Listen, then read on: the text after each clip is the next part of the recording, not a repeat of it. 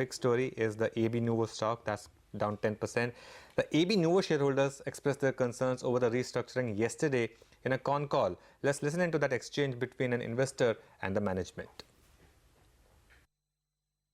As a minority shareholder of ABNL today, where I own 100% of ABFS, I am going to, after this transaction, I am going to end up owning directly 13% of ABFS and indirectly through Grasim's 57% stake in other 18-odd%.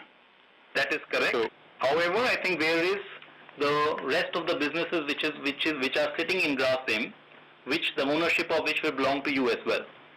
I understand that, but given that Mr. Birla at the press conference, Mr. Srinivasan in his remarks earlier, and Ms. Mehta have all highlighted that financial services is the big growth engine. Certainly as AB Nuvo shareholders, I understand with the new Grasim, there's cement and there's other businesses as well, but with AB Nuvo today, that's front and center, the fastest growing and the largest and most attractive piece of AB Nuvo's portfolio today. I, as a shareholder owning 100% of it, am going to only end up with a 13% direct ownership. Just in fairness to minority shareholders, I'm trying to understand why, you all chose this structure and think it makes sense from a minority shareholder standpoint.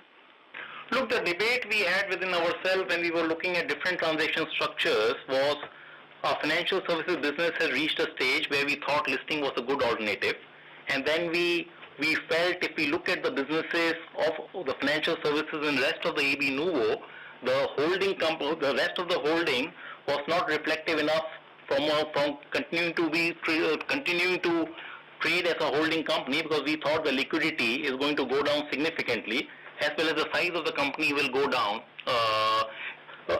As a result of this combination, what we have done is we have given some direct shareholding, both to shareholders of AB Nuvo and Grasim, and what we have done is given across businesses exposures to each set of shareholders, and ABNL shareholders continue to enjoy 57% stake, which the combined company will continue to have in ABFS.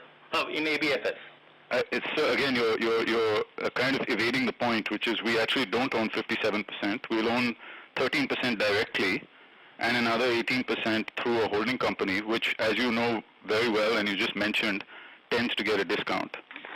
So I go from 100% down to 13% and an indirect 18% ownership. That's one.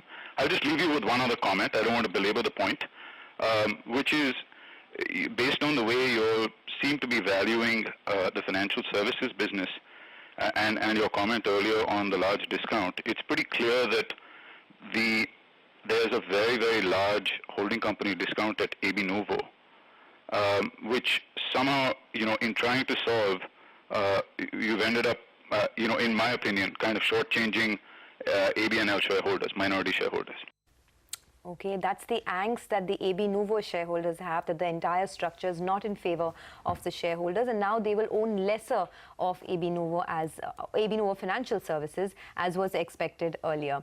Devin, I wanted to